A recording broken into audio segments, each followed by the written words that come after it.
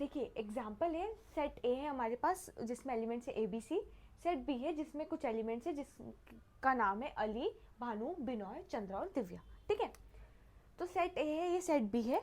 हमने बोला यार रिलेशन आर हमने ऐसे डिफाइन किया है, इस set of all ordered pairs x comma y, ठीक है, सच दैट। अब हमें कंडीशन लिखनी, कैरेक्टरिस्टिक कंडीशन कि एक्स और वाई में क्या रिलेशन है।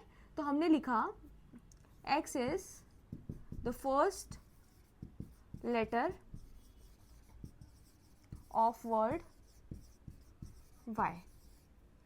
ठीक है, इसके बाद कंडीशन एंड, जो x होगा वो किसको बिलोंग करेगा, सेट A को, and y should belong to set B।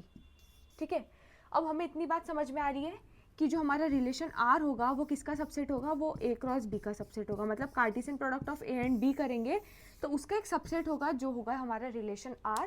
और हमने रिलेशन R को ऐसे डिफाइन किया है, ऐसे सारे ऑर्डर्ड पेयर्स रिलेशन R में होंगे जो जिसमें जो फर्स्ट एलिमेंट होगा x it will be the first letter of the word y।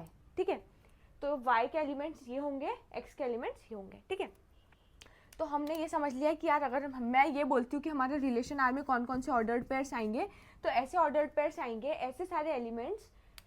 अगर मैं यहाँ पे a लिखा है तो b में से ऐसे एलिमेंट्स लिखने हैं जो a से शुरू होते हो। ठीक है, तो a कॉमा अली हो गया, और कोई ऐसा a से एलिमेंट है नहीं है तो ये खत्म। b से कितने हैं, b से ऐसे सारे एलिमेंट्स लिखने हैं, b को उन सब के साथ ऑर्डर पेयर बनाना है सेट b में से जो b से शुरू होता हो। ठीक है, तो b से भानु है तो हम b कॉमा भानु लिख सकते हैं। ठीक है, और हाँ b कॉमा बिनोय भी आ जाएगा। ठीक है, और कोई b से नहीं है। फिर c से देखते तो c से चंद्रा है तो c कॉमा चंद्रा हो जाएगा। ठीक है, फिर बस खत्म, हमें सिर्फ सी तक ही देखना था क्योंकि सिर्फ हमारे पास 3 लेटर्स है ए बी और सी। तो ए क्रॉस बी में कितने एलिमेंट्स आएंगे, देखिए N of A into B, A cross B, N of A cross B में N of A into N of B इतने एलिमेंट्स आएंगे। एन ऑफ ए मतलब एन में कितने एलिमेंट्स है, ए सेट में 3 है और बी सेट में 1 2 3 4 5। ठीक है, तो ये होना चाहिए 3 इंटू 5 मतलब 15 एलिमेंट्स। बात समझ में आ रही है, मतलब इस सेट में होने चाहिए 15 एलिमेंट। ठीक है, ए और बी के कार्टेशियन प्रोडक्ट में होने चाहिए 15 एलिमेंट्स। ठीक है, अब जो इसका रिलेशन आर है उसमें वो इसी का सबसेट होगा, वो इन 15 एलिमेंट्स में से ही कुछ एलिमेंट्स को हम लेंगे और वो रिलेशन बनाएंगे। तो हमारे रिलेशन में आ रहे हैं 4 एलिमेंट्स। ठीक है, A comma Ali, B comma Bhanu, B comma Binoy और सी कॉमा चंद्रा। ठीक है, अब जैसे इसको हमने देखिए एक रिलेशन को आप कैसे कैसे रिप्रेजेंट कर सकते हो। एक तरीका ये हो गया रिप्रेजेंट करने का जिसको हम बोलते हैं सेट बिल्डर फॉर्म। ये सेट बिल्डर फॉर्म में हमने रिप्रेजेंट कर दिया, एक ऑर्डर्ड पेयर लिख दिया, set R is a set of all ordered pairs, और वो ऑर्डर्ड पेयर की हमने कैरेक्टरिस्टिक कंडीशन लिख दी कि x is the first letter of the word y and x belongs to capital A set and y belongs to B set. ठीक है, तो ये हमने कैरेक्टरिस्टिक कंडीशन लिखी, तो ये हमारा हो गया सेट बिल्डर फॉर्म। ठीक है, तो एक रिलेशन को हमने इसमें सेट बिल्डर फॉर्म में लिखा। ये तरीका हो गया हमारा रोस्टर फॉर्म का, या हम इसको टेबुलर फॉर्म भी बोल सकते हैं। ठीक है, तो आपने 2 चीज़ें समझी। अब एक और चीज़ हम देख चुके हैं पहले कार्टेशियन प्रोडक्ट में कि हम इसको कैसे लिख सकते हैं, इसको हम एरो डायग्राम से भी लिख सकते हैं। ठीक है, कैसे लिख सकते हैं, देखिए पहले ये हमें समझना है कि ये किसके और किसके बीच में रिलेशन है। ये जो रिलेशन आर है, it is relation R from which set to which set, from set A to set B, right. ये जो रिलेशन आर है जिसकी हम बात कर रहे हैं वो किस सेट से किस सेट के बीच में रिलेशन है, ये हमें इंपॉर्टेंट है, ऑर्डर मैटर कर रहा है। हम अगर लिखते हैं from set B to set A तो वो किसका, अगर मैं ऐसा कोई रिलेशन लिखती आर जो कि होता from set B to set A, तो ये जो रिलेशन आर होता ये किसका सबसेट होता, ये सबसेट होता, it would be the subset of B cross A, not A cross B. ठीक है, बी टू ए लिखा है तो बी और ए का कार्टेशियन प्रोडक्ट होगा, लेकिन हमारा जो रिलेशन आया है वो किसका सबसेट है, वो ए और बी के कार्टेशियन प्रोडक्ट का सबसेट है। तो ये हमारा जो रिलेशन है वो कहाँ से कहाँ हो रहा है, वो from set A to set B हो रहा है। ठीक है, तो जो पहले सेट है उसको यहाँ पे रिप्रेजेंट करना है पहले वाले इससे। ठीक है, ये पहला वाला ए को रिप्रेजेंट कर रहा है और दूसरा वाला बी को रिप्रेजेंट कर रहा है। इस केस में अगर मैं ऐसे बनाती तो पहला वाला बी को रिप्रेजेंट करता, दूसरा वाला ए को, क्योंकि ये होता from set B to set A. But इस केस में हम बात कर रहे हैं from set A to set B, तो पहला वाला सेट ए रिप्रेजेंट करेगा, दूसरा वाला सेट बी। इतनी बात समझ में आ रही है? तो एरो डायग्राम में हमें सबसे पहले ये समझना है कि जो पहला वाला रिप्रेजेंट करेगा और दूसरा वाला रिप्रेजेंट करेगा, तो पहला वाला वो सेट होगा जिस सेट से दूसरे सेट का रिलेशन देखा जा रहा है, तो सेट ए सेट बी। बात समझ में आई? ऑर्डर मैटर कर रहा है, बी और ए अलग होगा, ए और बी अलग होगा, ठीक है। चलिए इतना समझ में आ गया। अगर ये सेट ए को रिप्रेजेंट कर रहा है तो इसमें सारे सेट ए के एलिमेंट्स लिख दीजिए। क्या क्या है? ए बी सी, ठीक है।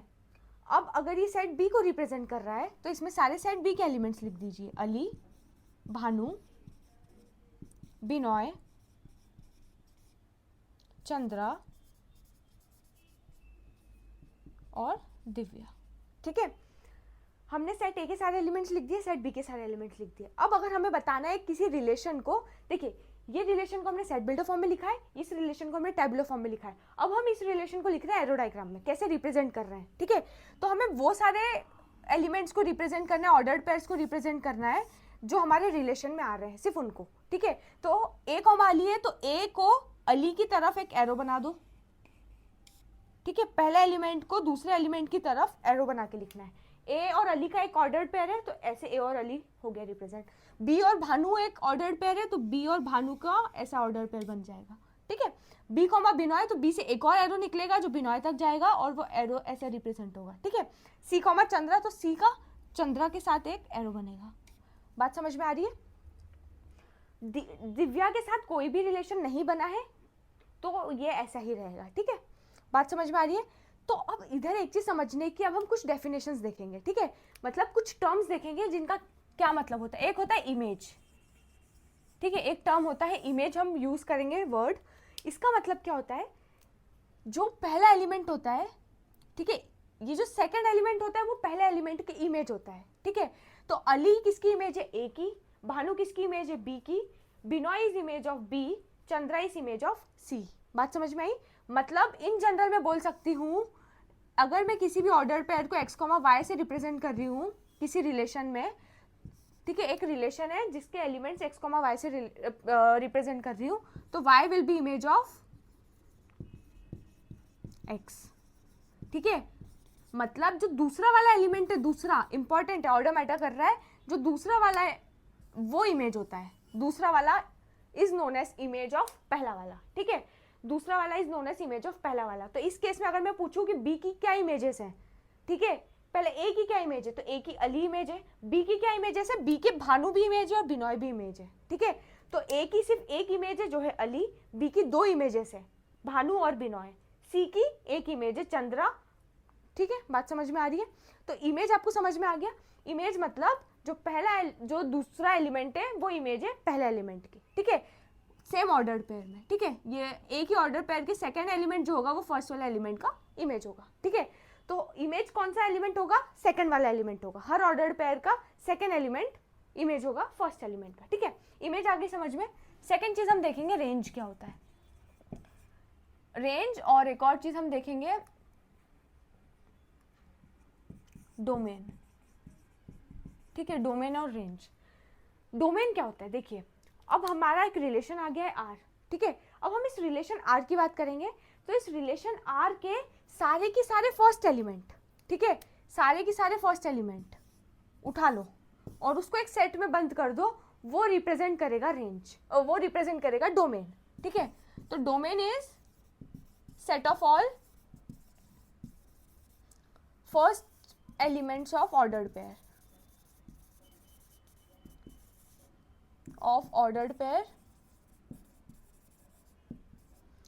set of all first elements of ordered pairs of relation R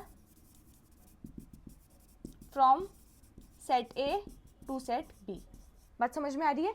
मतलब एक ऐसा सेट जिसमें इस रिलेशन, जो रिलेशन R है, जो from set A to set B एक रिलेशन R है, उस रिलेशन R के आर का डोमेन क्या होगा? वो होगा सारे के सारे इस रिलेशन आर के सारे ऑर्डर्ड पेयर्स के पहले एलिमेंट, ठीक है। तो इस केस में हमारा डोमेन हो गया, domain is a set of A B B C. देखिए ए बी बी सी, अब हमें पता है कि हमें एक ही एलिमेंट को डबल बार लिखने की जरूरत नहीं है, तो हमारा डोमेन हो गया A, B, C। बात समझ में आई? अब रेंज क्या होता है? रेंज होता है set of all second elements of all the ordered pairs of the relation R from set A to set B। ठीक है, बस इसमें पहला एलिमेंट होता था, रेंज में हमारा कौन सा एलिमेंट होगा? सेकंड वाला। ठीक है, बाकी सेम डेफिनेशन। ठीक है, मतलब अली, भानु, बिनॉय और चंद्रा। ठीक है, ये चारों की चारों हमारा रेंज होगा। तो रेंज में कौन कौन आएगा? अली आएगा, भानु आएगा, बिनॉय आएगा और चंद्रा आएगी। ठीक है, अब आप बोलोगे हम देखो हम रिलेशन की बात कर रहे हैं, हमारे पास दो सेट्स बनने हैं। ठीक है, एक सेट होगा जिसमें ये A क्रॉस B, मतलब A और B का कार्टेशियन प्रोडक्ट होगा, उसमें बहुत सारे एलिमेंट्स आएंगे। इसमें इस केस में उसमें 15 एलिमेंट्स आएंगे। पर हमारे रिलेशन R में कितने एलिमेंट्स हैं? 4 एलिमेंट्स हैं, 4 ऑर्डर्ड पेयर्स हैं। तो ये 4 ऑर्डर्ड पेयर्स में हमने सारे पहले एलिमेंट को देख लिया, सारे ऑर्डर्ड पेयर के फर्स्ट एलिमेंट को, वो हमारा डोमेन होगा। डोमेन में वो सारे एलिमेंट्स लिखने हैं, कोई भी एलिमेंट आप मिस नहीं कर सकते। ठीक है, सारे एलिमेंट लिख दो, first element of all the ordered pairs of relation R, वो हो गया डोमेन। सारे second elements of all the ordered pairs, ठीक है, ठीक है, second elements of all the ordered pairs of relation R from set A to set B, वो हो गया हमारा रेंज। बात समझ में आई? तो डोमेन ही हो गया, रेंज ही हो गया। अब एक चीज होती है कोडोमेन। कोडोमेन मतलब जो हमारा सेट B है ना, पूरा की पूरा सेट B, मतलब अगर हमारा कोई रिलेशन R है from set A to set B, तो ये जो दूसरी मतलब जो सेकंड में रिलेशन लिखा है, ये पहला वाला सेट है, ये दूसरा वाला सेट है। जो बाद में सेट लिखा है, जिस सेट से जिस सेट का रिलेशन हो रहा है, ये जो बाद में सेट लिखा है, ये वाला सेट होगा हमारा कोडोमेन। ठीक है, पूरा की पूरा ये सेट क्या होगा? हमारा कोडोमेन। तो इस केस में हमारा कोडोमेन क्या होगा? हमारा कोडोमेन होगा अली, भानु, बिनॉय, चंद्रा, दिव्या। ये जो बी सेट है यही हमारा क्या हो जाएगा? कोडोमेन। बात समझ में आई? तो ये हो गया हमारा कोडोमेन। तो हमने क्या समझा? हमने समझा इमेज मतलब कोई भी ऑर्डर्ड पेयर है, ये वाला ऑर्डर्ड पेयर रिलेशन, हम रिलेशन की बात करें इस रिलेशन में। ठीक है, इस रिलेशन में अली किसका ऑर्डर पेयर है? ए का। ठीक है, भानु किसका ऑर्डर पेयर, सॉरी, इस केस में इस रिलेशन में अली किसका इमेज है? ए का, Bhanu is image of B, Binoy is image of B, Chandra is image of C. ठीक है, जो सेकंड एलिमेंट्स है वो हमारे इमेज होंगे फर्स्ट एलिमेंट्स के। ठीक है, पहली चीज हमने समझी। डोमेन मतलब हमारे रिलेशन के सारे ऑर्डर्ड पेयर के पहले पहले एलिमेंट को एक सेट में रख दो, वो सारे के सारा हमारा डोमेन है। हमारे रिलेशन के सारे ऑर्डर्ड पेयर्स के सेकंड एलिमेंट्स को एक सेट में रख दो, वो हमारा रेंज है। ठीक है, और हमारा जो ओरिजिनल सेट है, जो हमारा रिलेशन है, वो सेट ए से सेट बी में है, तो जो सेट बी है वो पूरा की पूरा हमारा कोडोमेन है। तो range, domain, codomain, image. I hope आपको ये चारों चीज अच्छे से समझ में आ गई होगी। ठीक है, तो हम एक और चीज ऐसे भी रिप्रेजेंट कर सकते हैं, अगर मैं बोलती हूँ डोमेन ऑफ रिलेशन आर। ठीक है, मतलब डोमेन ऑफ आर मतलब डोमेन ऑफ रिलेशन आर। अभी मैं किसकी बात कर रही हूँ? Set A to set B. ठीक है, एक रिलेशन आर है from set A to set B. ठीक है, domain of R, domain of relation R, इसको मैं ऐसे भी बोल सकती हूँ will be set of all, अगर मैं बोलती हूँ x such that x, y belongs to relation R, और मैं अगर बोलती हूँ range of relation R will be set of all y such that x, y belongs to relation R। बात समझ में आ गई? देखिए, हम डोमेन और रेंज समझ चुके हैं। डोमेन मतलब सारे, अगर हमारा ऑर्डर्ड पेयर, हमारा जो रिलेशन है, हमारा रिलेशन है R, उस रिलेशन में जो भी ऑर्डर्ड पेयर्स हैं वो सारे ऑर्डर्ड पेयर्स के फर्स्ट एलिमेंट, तो ये x is representing first element of ordered pair. ठीक है, तो all the first component of ordered pairs of relation R। ठीक है, all the second component of ordered pairs of relation R। बात समझ में आई? तो हम इसको डोमेन को ऐसे भी लिख सकते हैं और रेंज को ऐसे लिख सकते हैं। ठीक है, कोडोमेन हमें समझ में आ गया है। कोडोमेन क्या है? कोडोमेन तो पूरा की पूरा हमारा सेट बी ही बन जाएगा। ठीक है, पूरा की पूरा हमारा इस केस में सेट बी होगा। ठीक है, अब हम क्लियरली ये बोल सकते हैं कि अगर हमारा relation R from set A to set B है, ठीक है, हमारा relation R from set A to set B है, ठीक है। अब देखिए ध्यान से समझिए, जो हमारा डोमेन होगा, डोमेन में सारे फर्स्ट एलिमेंट्स आएंगे। हमें ये पता है कि अगर मैं ए और बी का कार्टेशियन प्रोडक्ट करती हूँ, ठीक है, और इसके एलिमेंट्स को भी मैं एक्स कॉमा वाई से रिप्रेजेंट कर रही हूँ, ऑर्डर्ड पेयर्स को, तो ये फर्स्ट ऑर्डर्ड पेयर कहाँ से आएगा? ऑर्डर्ड पेयर का पहला कंपोनेंट सेट ए से आएगा और दूसरा कंपोनेंट सेट बी से आएगा, ठीक है।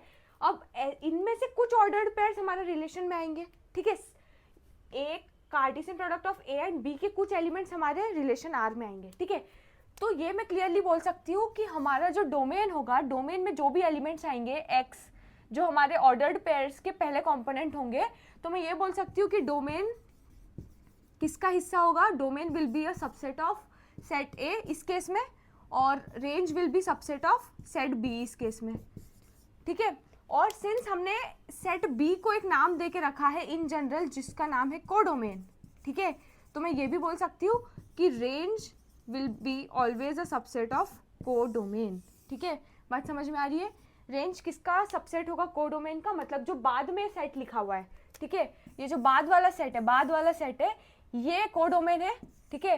तो हमारा रेंज कोडोमेन का हिस्सा होगा, कोडोमेन का सबसेट होगा, और जो पहला वाला है, जो डोमेन होगा, वो पहले वाले सेट का सबसेट होगा, ठीक है। आई होप आपको इतनी चीज समझ में आई होगी।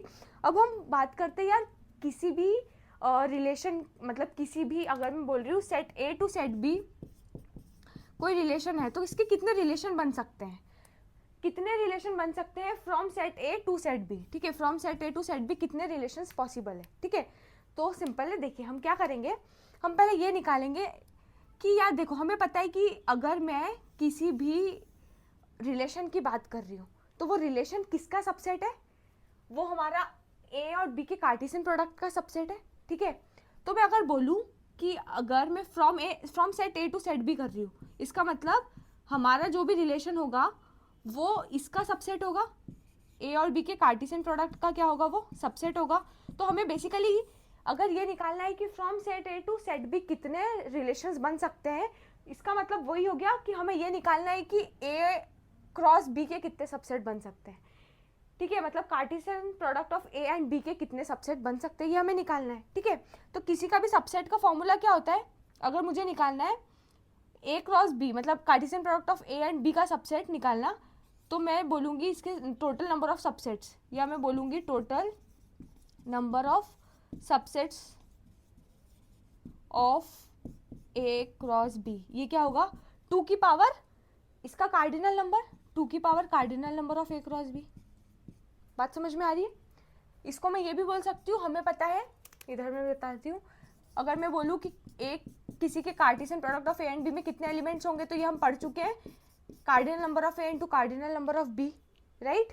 तो मैं इसको ये भी बोल सकती हूँ 2 की power cardinal number of A into cardinal number of B, ठीक है। ये 2 की पूरी पावर में है, cardinal number of A into cardinal number of B. तो ये क्या होगा? Total number of subsets possible for Cartesian product of A and B. इसको मैं ये भी बोल सकती हूँ total number of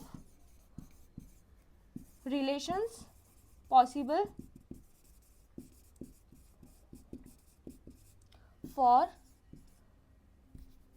from set A to set B. Total number of relations possible from set A to set B क्या होगा? 2 की power cardinal number of A into cardinal number of B, ठीक है। इन केस अगर आप इसको किसी number से रिप्रेजेंट करना चाहते हैं, मान लीजिए p, मान लीजिए q, तो मैं इसको बोल सकती हूँ 2 की पावर pq, ठीक है। मतलब अगर आप बोलते हो कि n ऑफ a क्या है p, और आप बोलते हो कार्डिनल नंबर ऑफ b क्या है q, तो हमारा 2 की पावर pq रिप्रेजेंट करेगा total number of relations possible from set A to set B, ठीक है। आई होप आपको ये कॉन्सेप्ट समझ में आएगा। हमने कैसे निकाला? देखिए, हमें निकालना है from set A to set B कितने रिलेशंस पॉसिबल है, और हमें पता है वो सारे रिलेशंस, जितने भी रिलेशंस पॉसिबल है, दैट आर एक्चुअली कितने सबसेट्स पॉसिबल है, ठीक है। कितने सबसेट्स पॉसिबल है ए और बी के कार्टेशियन प्रोडक्ट के, वही होगा total number of relation possible from set A to set B, ठीक है। तो हमें बेसिकली क्वेश्चन ये हो गया हमारा कि हमें ये निकालना था कि कितने सबसेट इसके पॉसिबल है। तो किसी भी सेट के सबसेट निकालने के लिए 2 की पावर कार्डिनल नंबर ऑफ वो सेट करना होता है, ठीक है। तो 2 की पावर कार्डिनल नंबर ऑफ वो सेट। अब हमें पता है cardinal number of Cartesian product of A and B क्या होगा? Cardinal number of A into cardinal number of B, तो हमने इस तरीके से लिख लिया, ठीक है। तो अगर आपको कोई भी क्वेश्चन आता है जिसमें आपको पूछ रहा है कि टोटल नंबर ऑफ रिलेशन कितने पॉसिबल है, तो आपको इस तरीके से करना है, ठीक है। आप आई होप आपको डोमेन, रेंज, को डोमेन अब अच्छे समझ में आ गया होगा, ठीक है। डोमेन ए का सबसेट होगा, रेंज बी का सबसेट होगा, क्लियरली आप देख सकते हैं। आप ये भी बोल सकते हैं ऑलवेज कि range will be always a subset of को डोमेन, ठीक है। बेसिकली हुआ क्या है कि हमने जो दो सेट होते हैं, set A to set B, from set A to set B, तो जो बाद वाला सेट होता है ना, इसको एक नाम दे दिया है जिसका नाम है को डोमेन, पर हमने पहले वाले सेट को कोई नाम नहीं दिया है, इसका कोई स्पेसिफिक नाम अभी हमने नहीं दिया है, पर हमने इस वाले सेट को नाम दे दिया है को डोमेन, ठीक है। तो हमारा सेट जो रेंज का सेट है वो हमारा को डोमेन का हिस्सा होगा, को डोमेन का सबसेट होगा, और हमारा जो सेट ए है उसका सबसेट कौन होगा, डोमेन, ठीक है।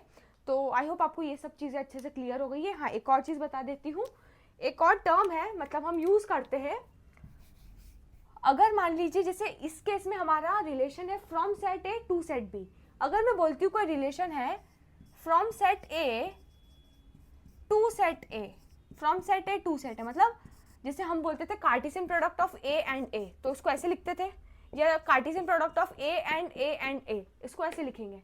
सिमिलरली अगर मैं बोल रही हूँ relation from set A to set A, इसको मैं ऐसे भी बोल सकती हूँ, रिलेशन ऑन सेट ए, ठीक है। मतलब अगर कहीं लिखा है रिलेशन ऑन सेट ए, तो इसका मतलब है relation from set A to set A, मतलब आपको कंफ्यूज नहीं होना है। अगर आपको बोला है कि relation R from set A to set B, तो आप क्लियर हो कि यार सेट ए से सेट बी की तरफ रिलेशन जा रहा है। बट अगर आपको सिर्फ इतना दे रिलेशन ऑन सेट ए, तो आपको ये नहीं देंगे कि फ्रॉम कौन सा और टू कौन सा, ठीक है। तो अगर लिखा है रिलेशन ऑन सेट ए, इसका मतलब क्या हो गया, इसका मतलब हो गया relation from set A to set A, ठीक है। इसको इस तरीके से भी लिखा जाता है, रिलेशन ऑन सेट ए, ठीक है। तो अगर आपको क्वेश्चन को ट्रिक की करने के लिए या आपको कंफ्यूज करने के लिए ऐसा लिखा हो कि relation on set A is like that, ठीक है, तो आपको समझ जाना है from set A to set है, ठीक है। मतलब फ्रॉम भी सेट ए है और टू भी सेट ए है, ये वाला भी सेट ए है और ये वाला भी सेट ए है, ठीक है। देखिए, आई होप आपको ये सब चीज़ें अच्छे समझ में आ गई होगी। हम देखिए किसी भी रिलेशन को या तो रोस्टर या टैबुलर फॉर्म में लिख सकते हैं, सेट बिल्डर फॉर्म में लिख सकते हैं, या फिर हम एरो डायग्राम के थ्रू भी उसको रिप्रेजेंट कर सकते हैं। आई होप आपको ये सब चीज़ें अच्छे समझ में आ गई होगी। डोमेन, रेंज, को डोमेन, इनको हमने ट्राई किया है कि हम इसको सेट बिल्डर फॉर्म में लिखें, ठीक है। तो ये this is the set builder form of range and domain, ठीक है। ये सब चीज़ें आपको समझ में आ रही होगी। सबसेट डोमेन का subset, range is subset of को domain and domain is subset of set A, ठीक है। चलिए, आई होप ये सब चीज़ें आपको क्लियर है।